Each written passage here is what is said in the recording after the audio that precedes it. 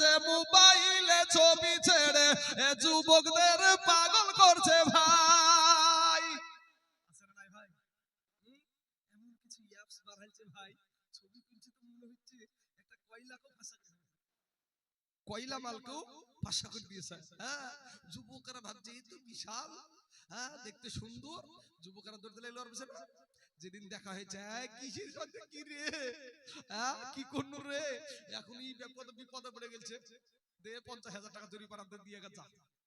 কিন্তু বাবারা আমার মা খালা গো শুনেন মা, খাজা মাইনুদ্দিন চিশতি রহমাতুল্লাহ আলাইহি এই ভারতের জমিনের মায়া একটা নাই দুটো নয়, 80 থেকে 90 লক্ষ বিধর্মীকে কালেমা পড়ে মুসলমান বানায় আছে। জোরে বলেন সুবহানাল্লাহ। 80 থেকে 90 লক্ষ বিধর্মীকে কালেমা পড়ে মুসলমান বানিয়েছে ওই খাজা মাইনুদ্দিন চিশতি রহমাতুল্লাহ আলাইহির মা ও মা তুমিও একজন মা, আমার মা ও মা তুমিও একজন মা, আমার ভাইজানের মা ও মা তুমিও একজন মা, মা গো বড় পীর আব্দুল কাদের জিলানীর মা ও মা তুমিও একজন মা, মা গো মনটা কি চাই না রে মা, আমি একটা কোরআনের হাফেজের মা হইয়া কবরে যাব, আমি একটা আলেমের মা হইয়া কবরে যাব।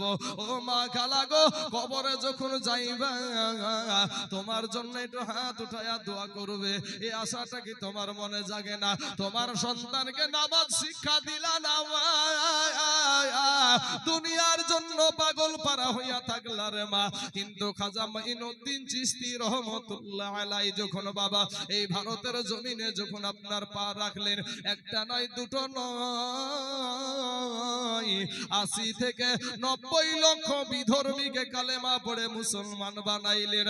এরপরে যখন মায়ের কাছে ফিরলেন বাবা, মায়ের কাছে ফিরার পরে এই খাজা মাইনুদ্দিন চিশতি রহমাতুল্লাহ আলাইহির মনটা বড় আনন্দিত, আপনার মুখটা বড় হাসি হাসি ভাব। মা একটা ডাক দিয়ে বলে, বেটা রে ওরে বেটা আমি তোর মা, আমি দেখতে পাচ্ছি রে বেটা তোমার মনটা বড় আনন্দিত, তোমাকে বড় খুশি খুশি দেখা যায়, বিষয়টা কি ব্যাপারটা কি? খাজা মাইনুদ্দিন চিশতি রহমাতুল্লাহ আলাইহি একটা ডাক দিয়া বলে, মা গো মা আমি ইন্ডিয়ার জমিনে গিয়েছিলাম মা, আমি ভারতবর্ষের জমিনে হিন্দুস্তানের জমিনে আমি পা রেখেছিলাম মা, আমি একটা না দুটো নয়, আমি সহত 80 থেকে 90 লক্ষ বিধর্মীকে আমি কালেমা পড়ে মুসলমান বানায় আছি। জোরে জোরে বলুন সুবহানাল্লাহ। মা বলছে, বেটা এই 80 থেকে 90 লক্ষ বিধর্মী কালেমা পড়ে মুসলমান হয়েছে, এটাতে তোমার কোনো আনন্দ করার কোনো বিষয়ই না, এটাতে তোমার আনন্দ করার কোনো বিষয় না। মাকে বলছে, কেন মা কিসের জন্য? আমার হাতে 90 লক্ষ মানুষ আমার হাতে কালেমা পড়ে মুসলমান হয়ে গেল, আর আমি এতে আনন্দ করব না, আমি খুশি হব না? বলছে, বেটা রে ওরে বেটা মঈনুদ্দিন আমি তোর মা, তোকে আমি বলে দিলাম রে বেটা, তুই আজকে যা কিছু হয়েছিস রে বেটা, আমি মা জননীর ত্যাগের কারণে হয়েছিস। জোরে জোরে বলুন সুবহানাল্লাহ। তুই যা কিছু হয়েছিস বেটা, আমি মা জননীর ত্যাগের কারণে হয়েছিস, এমনি এমনি হোস নাই। বাবা যে আমার সোনা মানিকেরা, ও গো আমার যুবক ভাইয়েরা, তুমি যদি বড় হতে চাও ভাই গো, সম্মানের জায়গায় যদি উঠতে চাও, যদি তুমি একটা ইজ্জতের জায়গায় উঠতে চাও, সর্বপ্রথম ইজ্জত করো তোমার মা বাবাকে, কারণ মায়ের দুয়াতে ওলি হওয়া যায়। জোরে বল সুবহানাল্লাহ।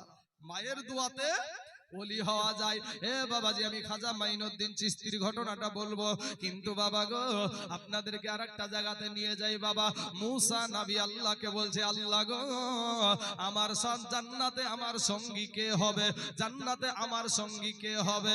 আমার আল্লাহ বলে, মুসা রে ও মুসা তোমার সঙ্গী হবে জান্নাতে একটা মাংস করা কষাই। মাংস করা গরু মোষ জবাই করে এদেরকে কি বলেন আপনারা? কষাই বলেন তো? হ্যাঁ, মাংস করা কষাই।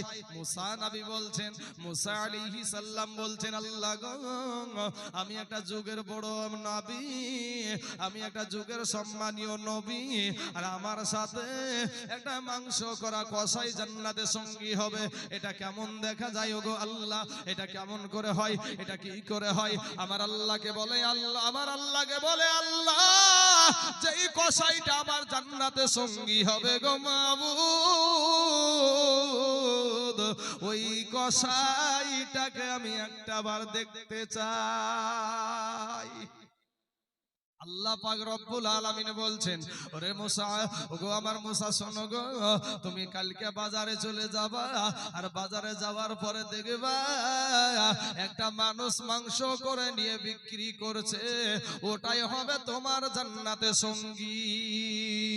পরের দিন সকাল বেলায় বাজারে গিয়ে দেখছে বাবা মুসা আলাইহিস সালাম নজর করে দেখছে একটা মানুষ বাবা মাংস করে কেটে আপনার বিক্রি করেছে।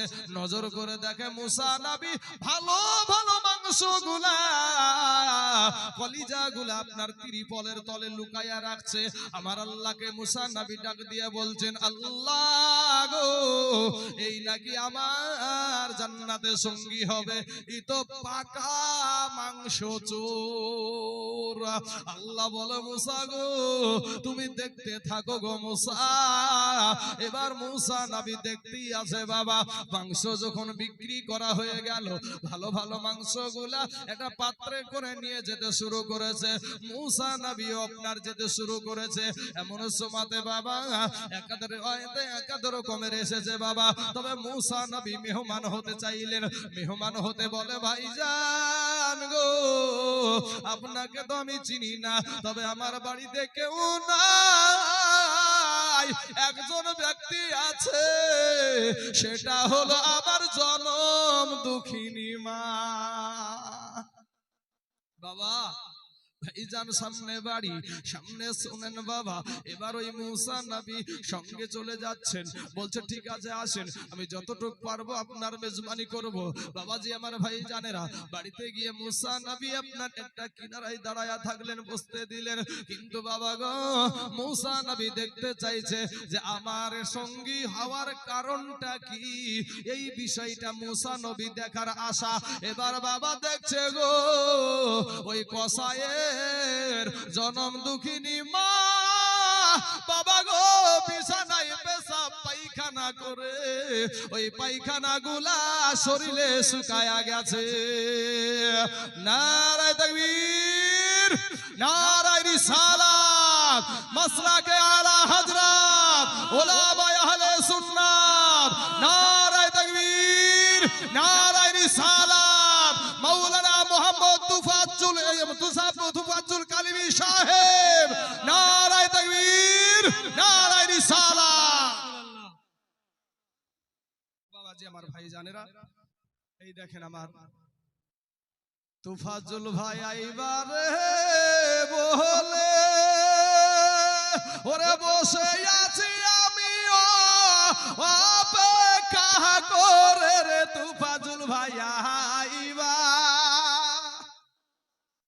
সুন্নিদের এটা মোহাব্বত, সুন্নিদের এটা মোহাব্বত। যাই হোক বাবাজি, বক্তা চলে এসেছে, আর ওই পেশা আমার নাই যে বক্তাকে বসিয়ে রেখে মাইক ছেড়ে বলে, এরকম কাজ আমি করি না।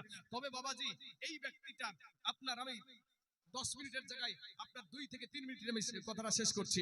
বাবাজি আমার ভাই জানেরা, আপনার মুসা নবী দেখলেন যে ওই তার মা জননীর নোংরা আপনার যে সমস্ত পায়খানা পেশাব গুলাকে সন্তান আপনার শরীরে শুকিয়ে গেছে, খুঁটরে খুঁড়ে আঙ্গুল দিয়ে খুঁটরে খুঁটরে তুলে মাকে সুন্দর করে গোসল করে দিয়া, মাকে ওই খাবারটা, ওই যে ভালো ভালো মাংসটা নিয়ে এসেছে, নরম নরম মাংস, ওটা মা জননীকে খাওয়ায়া দিচ্ছে। মাকে বলছে, মা গো তুমি একটু বসিয়ে থাকো, আরাম করো, আমার তো শরীরে এখনো রক্ত লেগে আছে, গোসল করা এখনো হয় নাই, গোসলটা করে আসি। যেমনি আপনার ওই কসাই কৌশল করতে গেছে, মুসা নবী দেখে মা জননী হাত তুলেছে আল্লাহর কাছে, আল্লাহকে বলছে আল্লাহ গো আমার বেটার উপর আমি খুশি হয়ে গেছি গো আল্লাহ, আল্লাহ তুমি খুশি হয়ে যাও। আর এই যুগের সবচেয়ে সম্মানীয় নবী হলেন মুসা নবী, জান্নাতের ভিতরে আমার বেটাকে মুসা নবীর সঙ্গী বানায়া দিও, জোরে বলেন সুবহানাল্লাহ। ওরে মা দুঃখিনী ইওয়া ভাগিনী জান্নাতের